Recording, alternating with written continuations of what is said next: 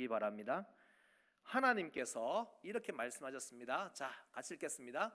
내가 네게 장가들어 영원히 살되 공의와 정의와 은총과 긍휼이 여김으로 내게 장가들며 진실함으로 내게 장가들리니 내가 여호와를 알리라.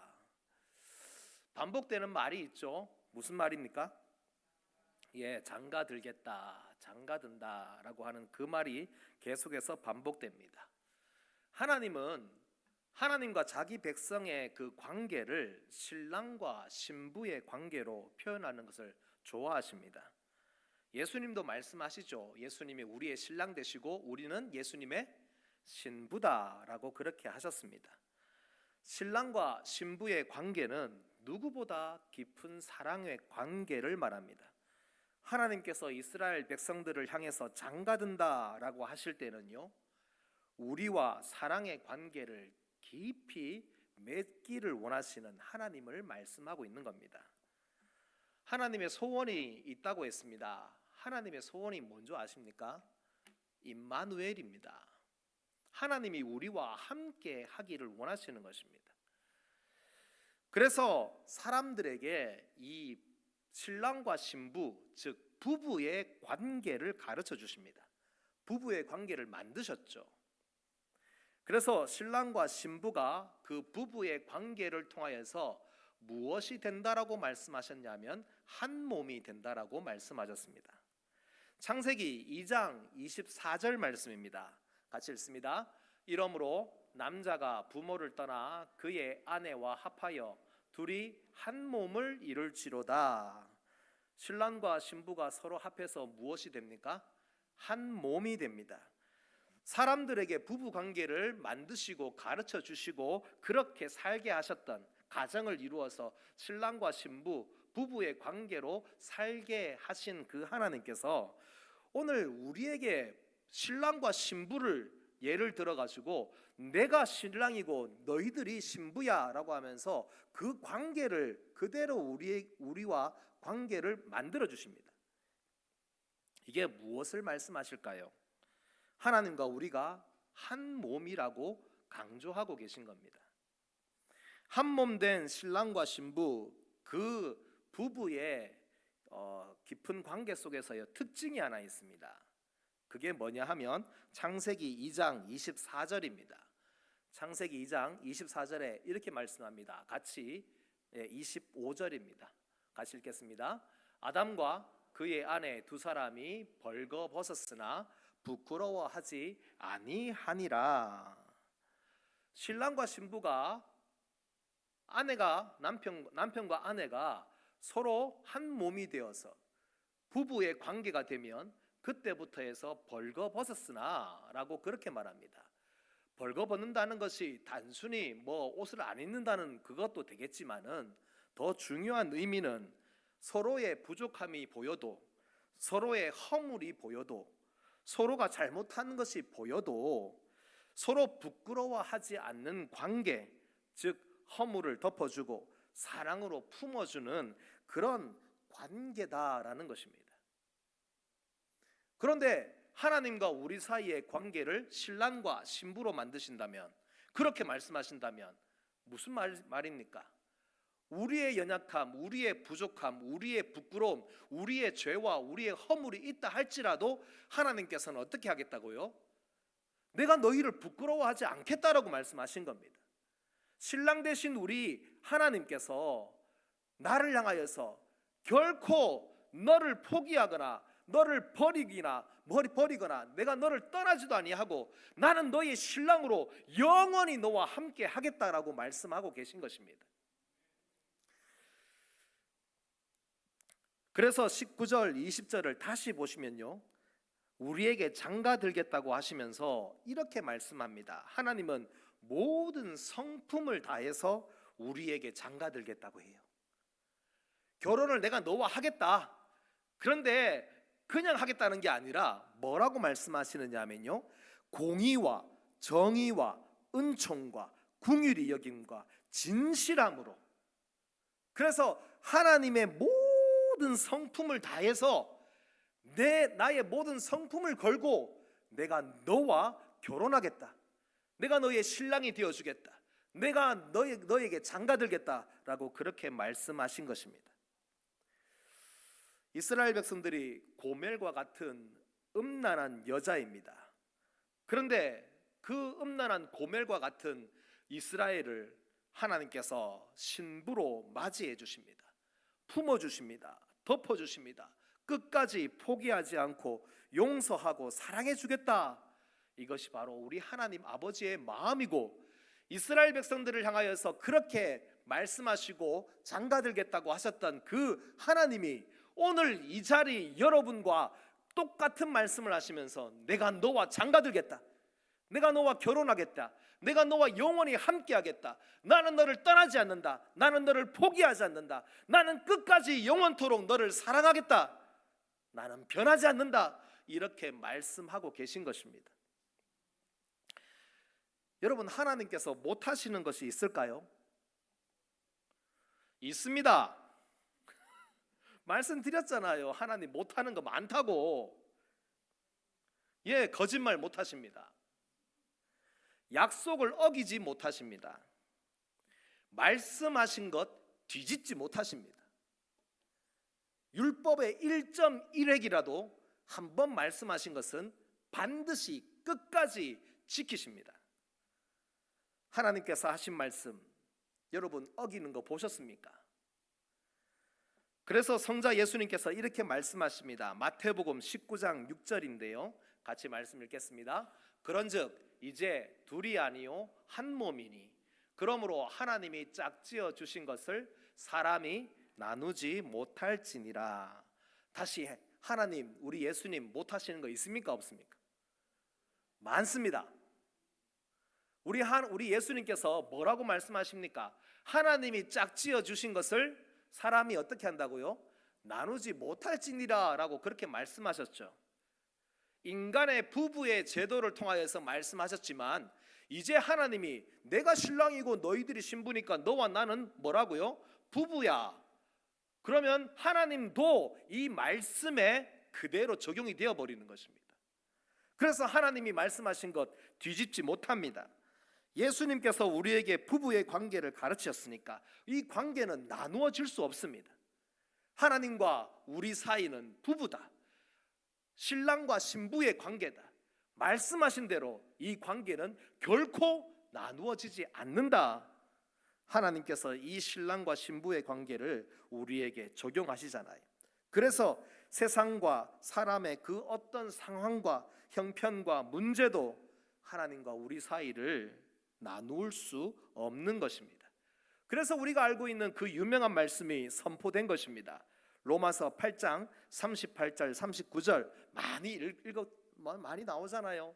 여러분 같이 읽겠습니다. 시작. 내가 확신하노니 사망이나 생명이나 천사들이나 권세자들이나 현재일이나 장래일이나 능력이나 높음이나 깊음이나 다른 어떤 피조물이라도 우리를 우리 주 그리스도 예수 안에 있는 하나님의 사랑에서 끊을 수 없으리라. 아멘이십니까?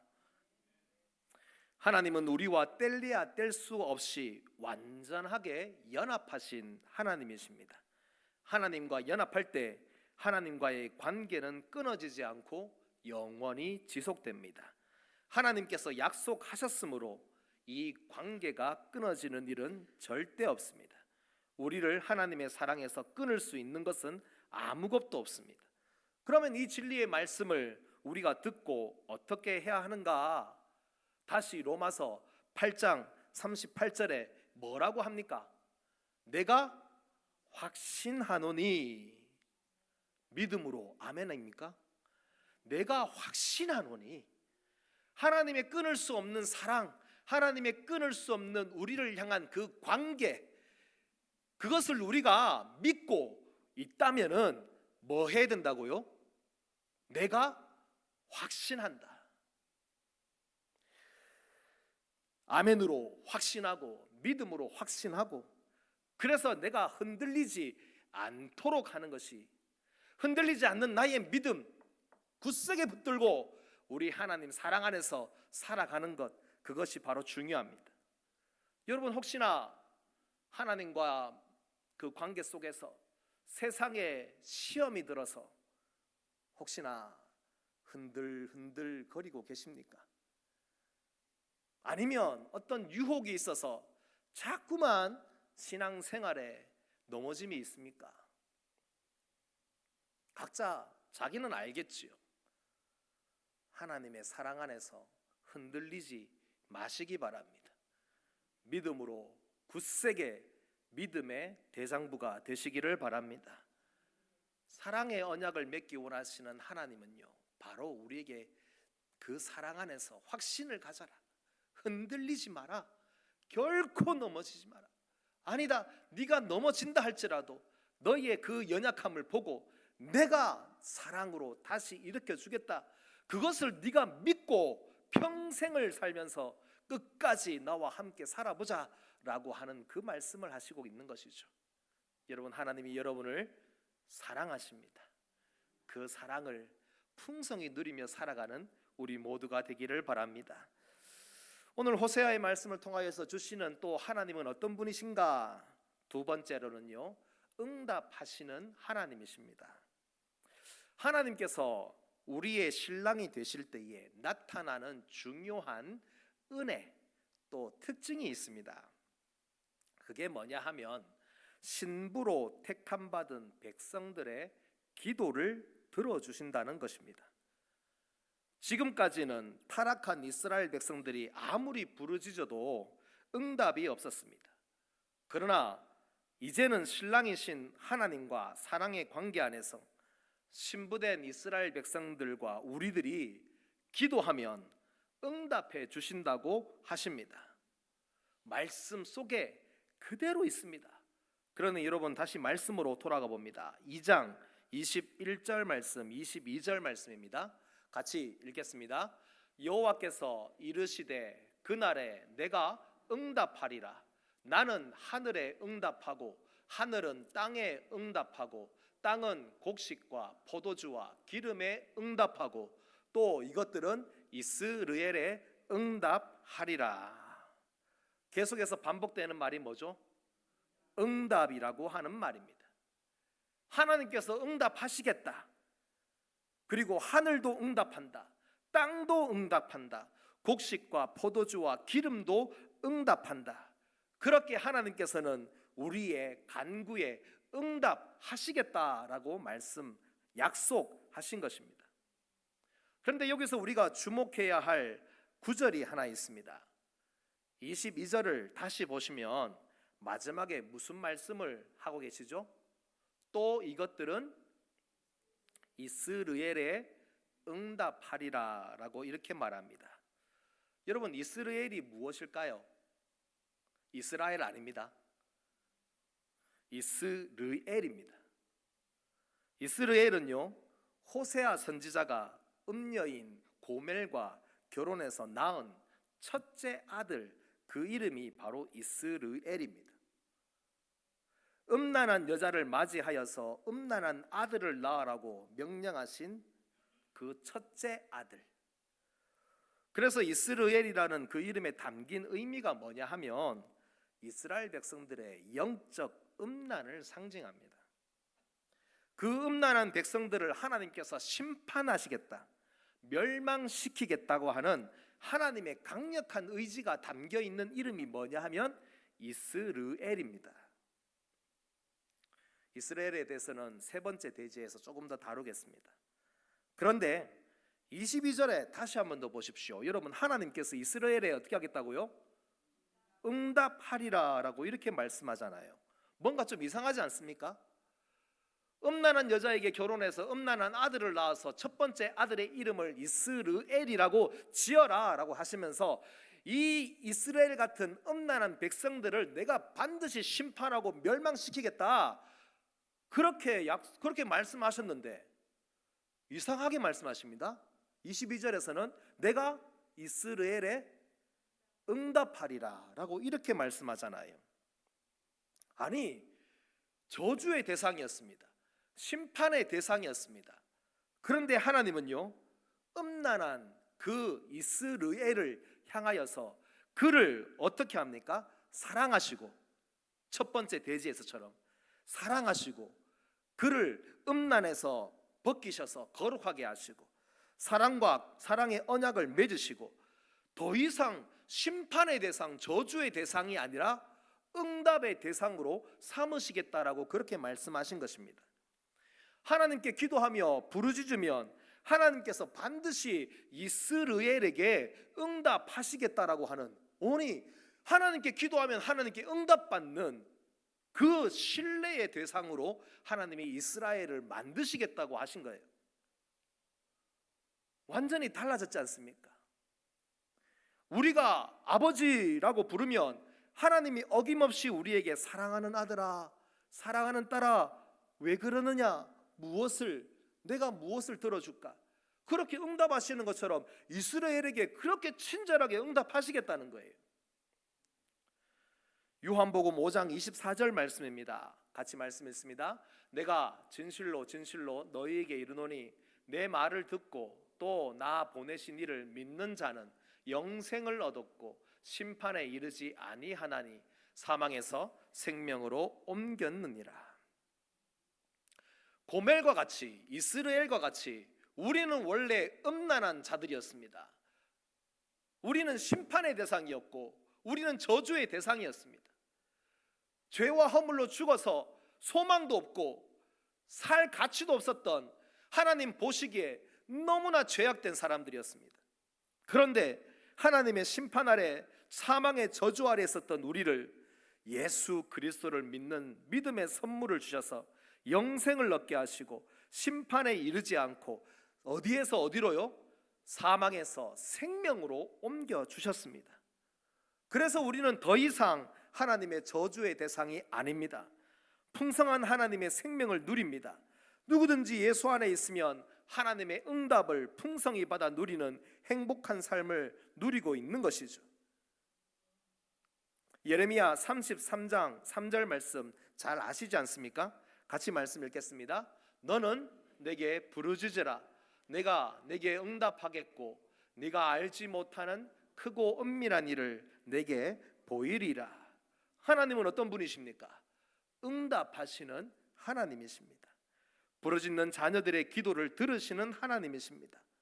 우리의 생각하는 것보다 크신 하나님께서 우리에게 가장 선한 것으로 응답하실 것을 믿으시기 바랍니다. 그렇다면 여러분, 하나님이 응답하신다, 응답하신다, 응답하신다. 내가 너희들의 기도를 들어서 하늘도 응답하게 만들고 땅도 응답하게 만들고 곡식과 모든 기름과 모든 작물과 모든 것들이 다 응답하게 만들어 주겠다. 한마디로 나는 응답하는 하나님이다. 그렇다면 우리는 뭘 해야 될까요? 기도해야 되겠죠. 기도의 능력을 회복하는 우리가 되기를 바랍니다. 기도의 능력을 회복하는 우리 늘비교회가 되기를 바랍니다. 기도의 무릎으로 우리가 살아가는 우리 모두가 되기를 바랍니다. 하나님의 응답을 우리가 안다면, 하나님께서 응답하시는 하나님이라고 강조하신다면 그 앞에 우리는 끝까지 기도하는 삶으로 우리의 삶이 정해지기를, 결단하기를 주님의 이름으로 축원합니다. 마지막 세 번째입니다. 오늘 호세아 말씀을 통해서 하나님이 주시는 말씀이 있는데 세 번째, 회복시켜 주시는 하나님이십니다. 23절입니다. 같이 읽도록 하겠습니다. 내가 나를 위하여 그를 이 땅에 심고 긍휼히 여김을 받지 못하였던 자를 긍휼히 여기며 내 백성 아니었던 자에게 향하여 이르기를 너는 내 백성이라 하리니. 23절 말씀 그대로 띄워놔 주세요. 여러분, 호세아 선지자가 음란한 여자 고멜과 결혼해서 낳은 자녀가 몇 명입니까? 3명입니다. 3명의 자녀를 낳았습니다. 첫째 아들이 누구라고 했습니까? 이스르엘입니다. 자, 여기서 이스라엘에 대해서 조금 더 알아봅니다. 이스라엘은 누가 이름을 지어줬습니까? 하나님께서 이름을 지었습니다. 그러면 하나님의 뜻이 있겠지요? 이스라엘이라고 하는 이름의 뜻은 하나님께서 흩어서 뿌려버린다라고 하는 그 말입니다. 하나님께서 흩어 뿌리신다. 자, 이스라엘은 사람의 이름이기도 하지만 이스라엘은 유명한 장소이기도 합니다. 누구와 관계되어 있느냐면 아합 왕과 이세벨 왕비와 관계되어 있습니다.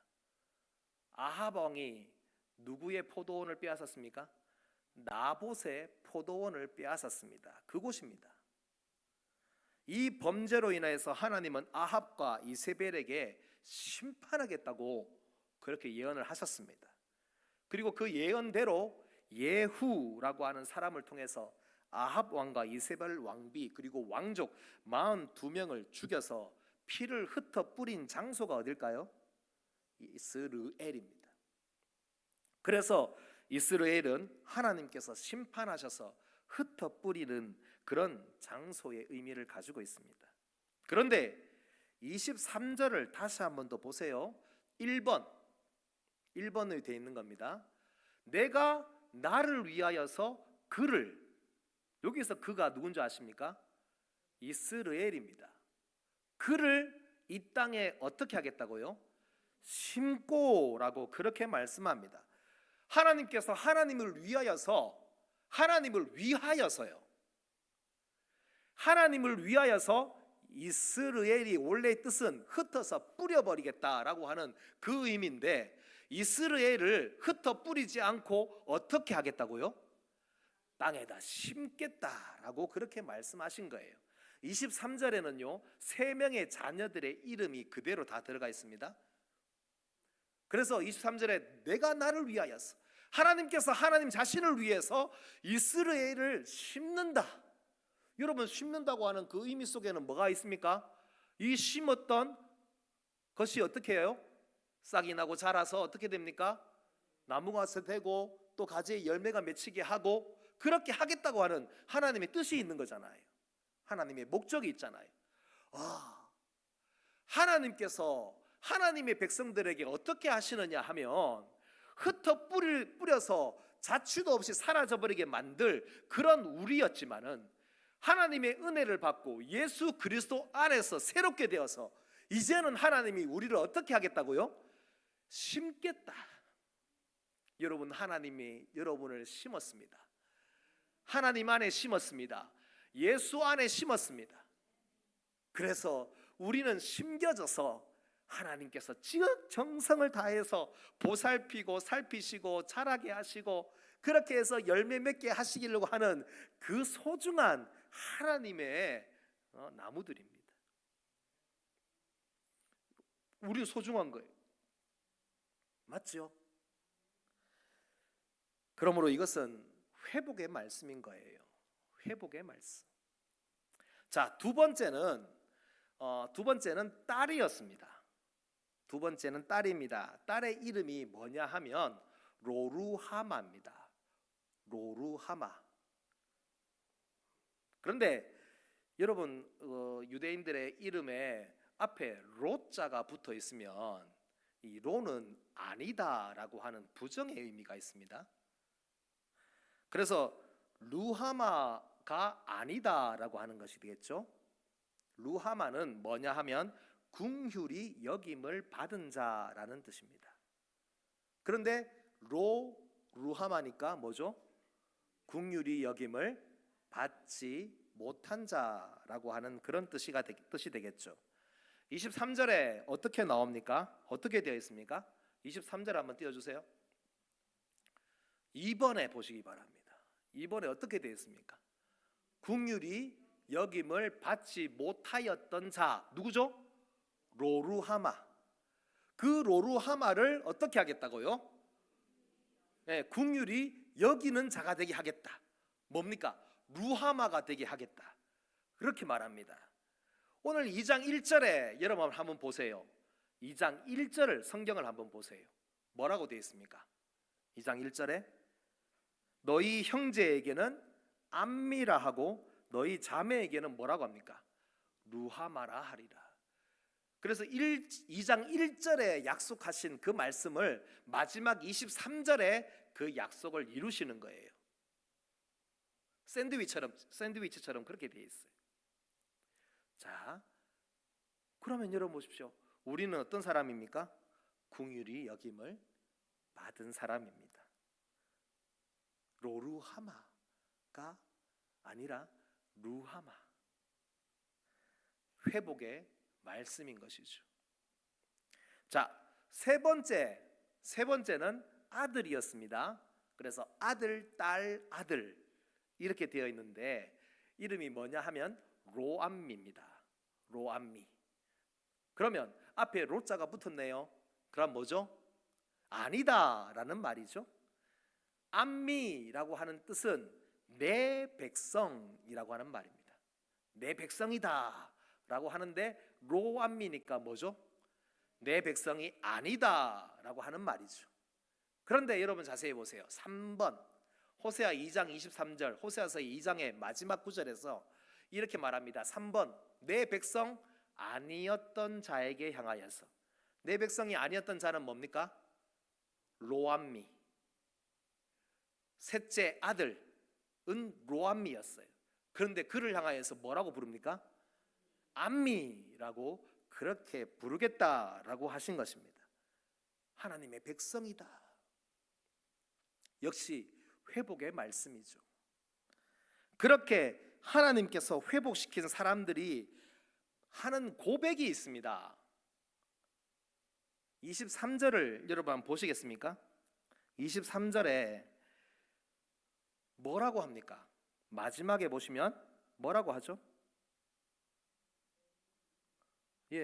주는 내 하나님이시라. 하나님께서 여러분을 회복시키셨습니다.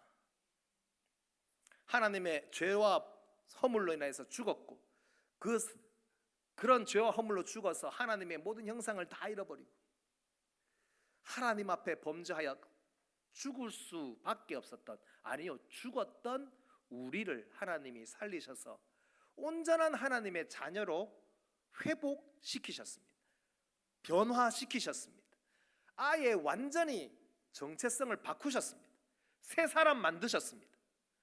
그렇게 새로운 사람이 되었을 때에 나타나는 표징이 있는데 그 표징이 뭐냐 하면 주는 내 하나님이시라 라고 고백한다는 겁니다.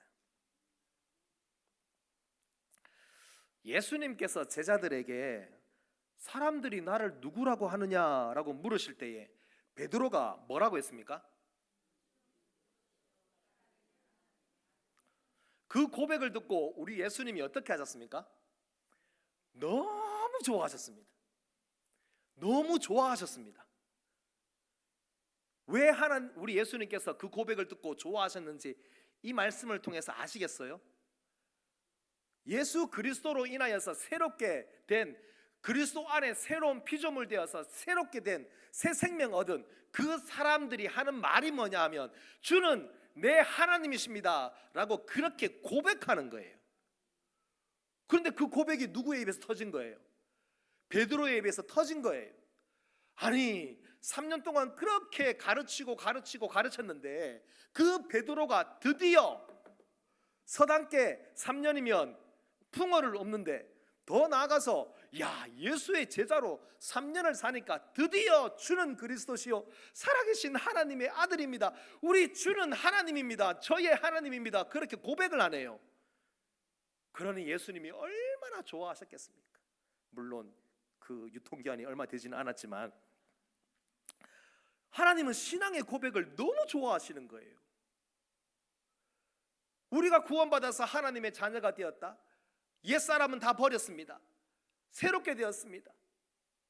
옛사람의 죄와 허물에서 다 벗어났습니다. 그래서 새롭게 되어서 하나님을 사랑하게 되었습니다. 그리고 하나님을 향하여서 늘 신앙의 고백을 하고 사랑의 고백을 하면서 하나님이 나의 하나님입니다 그렇게 고백하는 것, 그것을 하나님이 보실 때마다 막 하나님이 감동을 먹는 거예요.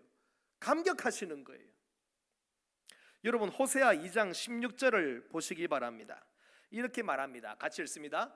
여호와께서 이르시되 그날에 내가 나를 내 남편이라 일컫고 다시는 내 바알이라 일컫지 아니하리라.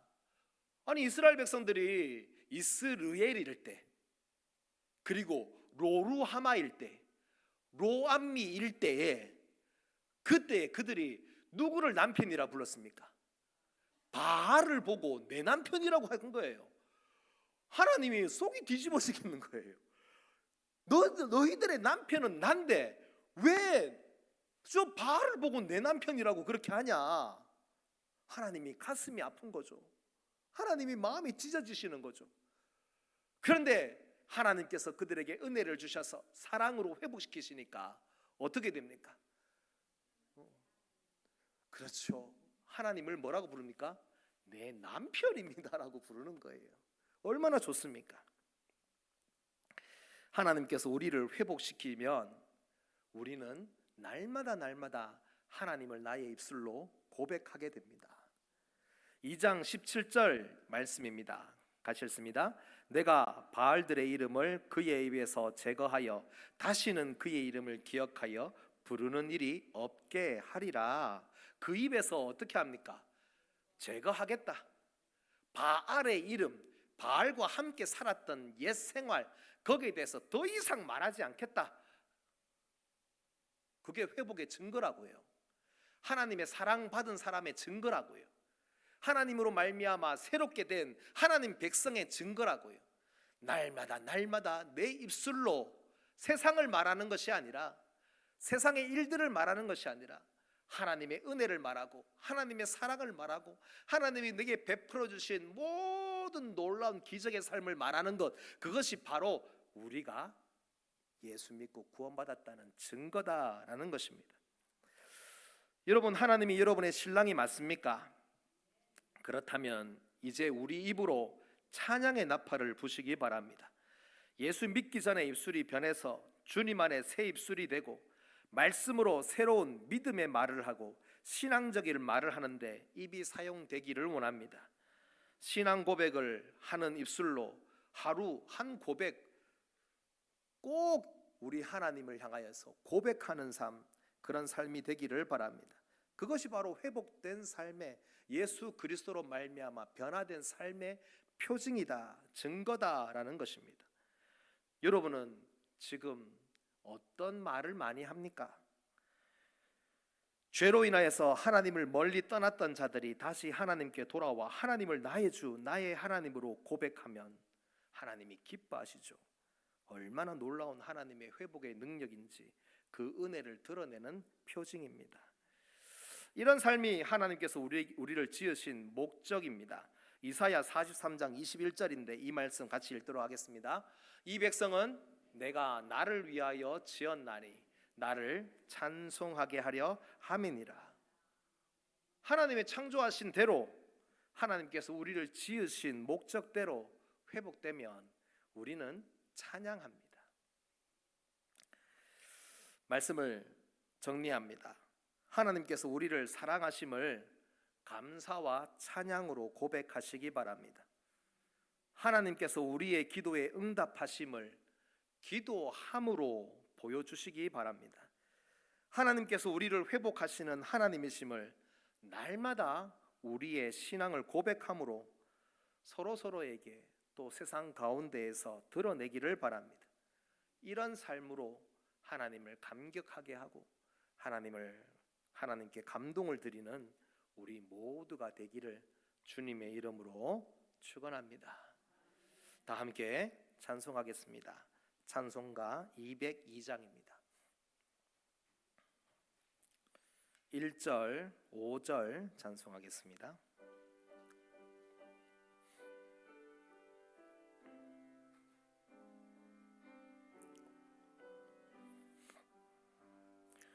하나님 아버지 주신 책은 귀하고 중하신 말씀일세. 기쁘고 반가운 말씀 중에 날 사랑한단 말 참 좋도다. 주께서 나